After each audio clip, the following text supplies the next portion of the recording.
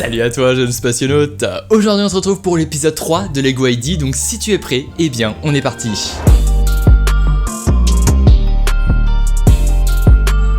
Donc si tu n'as pas vu mes épisodes précédents, en gros Lego ID c'est une plateforme mise en place par Lego pour poster ses créations Lego etc. qui peuvent sortir en magasin. Et donc aujourd'hui on va explorer un peu ces créations concernant le spatial. Il y a des petites pépites donc eh bien let's go, en fait on va commencer avec la première création. Bon, la première création n'est pas nouvelle puisque je vous l'ai déjà présenté dans un épisode précédent, c'est le SLS de la NASA. Alors pourquoi je vous le représente dans cette vidéo? C'est parce qu'il atteint les 10 000 supporters, ce qui veut dire que maintenant, eh bien, il peut être sélectionné par Lego pour être construit et donc sortir en magasin. Mais là, du coup, c'est Lego qui doit faire son choix. En tout cas, il a atteint l'objectif, 10 000 supporters. Maintenant, c'est à Lego de décider.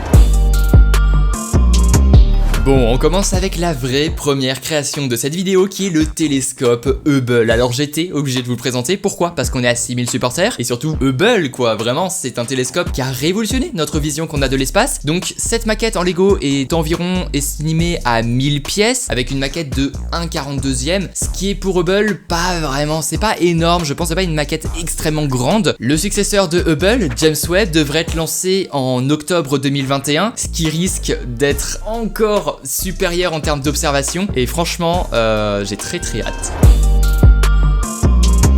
Ok, deuxième création, c'est l'Hermès que je voulais vous présenter. Il y a deux versions de Hermès, on va voir la deuxième juste après. Alors Hermès, qu'est-ce que c'est? Si vous n'avez pas vu le film Seul sur Mars, vous ne pouvez pas savoir ce que c'est Hermès. Mais en gros, c'est le vaisseau qui permet d'aller jusqu'à Mars, de revenir sur la Terre, en fait de faire le voyage, hein, tout simplement. Bon, Seul sur Mars, j'adore ce film, donc j'ai été obligé juste de vous le présenter dans cette vidéo. Seul sur Mars, je vous conseille vraiment de le voir, c'est comme Interstellar, hein, c'est les deux films qu'il faut vraiment voir concernant l'espace. Ouais, donc il y a cette version, et il y a cette version qui a un petit peu moins de supporters, mais qui a l'air vraiment badass. Si vous voulez soutenir ces projets, eh ben, vous pouvez toujours voter dans la description. Troisième création, c'est la sonde Voyager, plutôt l'une des deux sondes Voyager, puisqu'il y a eu deux sondes Voyager qui ont été lancées en 77. Je mets la date juste ici. Je crois que c'est 77. Je sais plus, vraiment.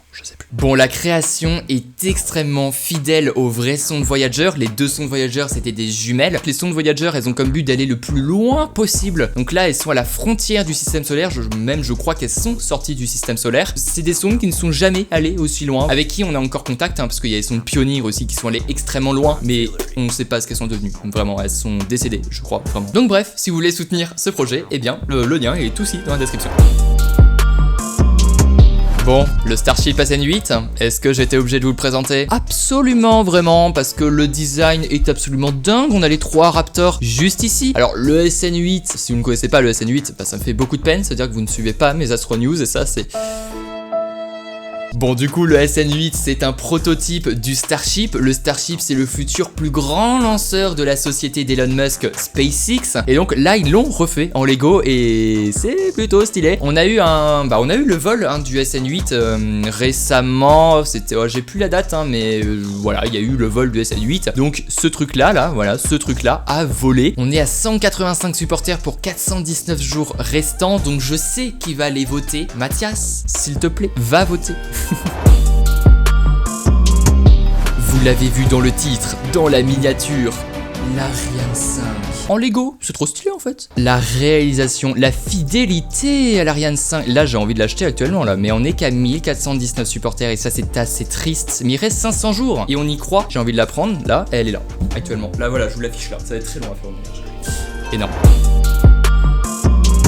Bon, j'étais obligé de terminer par les créations les plus mignonnes de cette vidéo Lego ID, mais ils ont fait un astronaute tout petit en combinaison de SpaceX. En fait, c'est pour moi, ils l'ont fait pour moi, je crois en fait. Et on peut collectionner tous les petits astronautes. Non mais ça, mais quel plaisir. Mais ce n'est pas tout, puisque le créateur a aussi fait la même chose. Il a pris le même design, mais il a mis les combinaisons de la NASA, les nouvelles combinaisons de la NASA pour l'émission Artemis. Eh bien, on a pareil des petits bonhommes trop mignon, avec des petites combinaisons trop mignonnes, et tout ça, bah, ça fait quelque chose de trop bien en fait. Juste une création que j'ai envie d'avoir dans mon décor, vraiment. Et pour les deux, on tourne seulement à 300 supporters, alors que franchement, c'est les meilleures créations qui existent au monde. Bon, il reste 386 jours, j'espère que ces projets là, ces deux petits projets, vont atteindre le but des 10 000 supporters et que Lego fasse oui, je veux mettre ça dans les boutiques Lego. Et voilà, c'est déjà terminé pour cette vidéo, j'espère qu'elle t'aura plu si c'est le cas. Et si tu n'es toujours pas abonné, tu peux évidemment t'abonner. On rush les 1000 abonnés cette année, tu peux aussi mettre un pouce bleu, un commentaire, ça fait toujours du bien à l'algorithme de YouTube. Et pour nous, on se retrouve toujours mercredi prochain à 18 h, ça ne change pas, c'était la ref. Allez, à plus.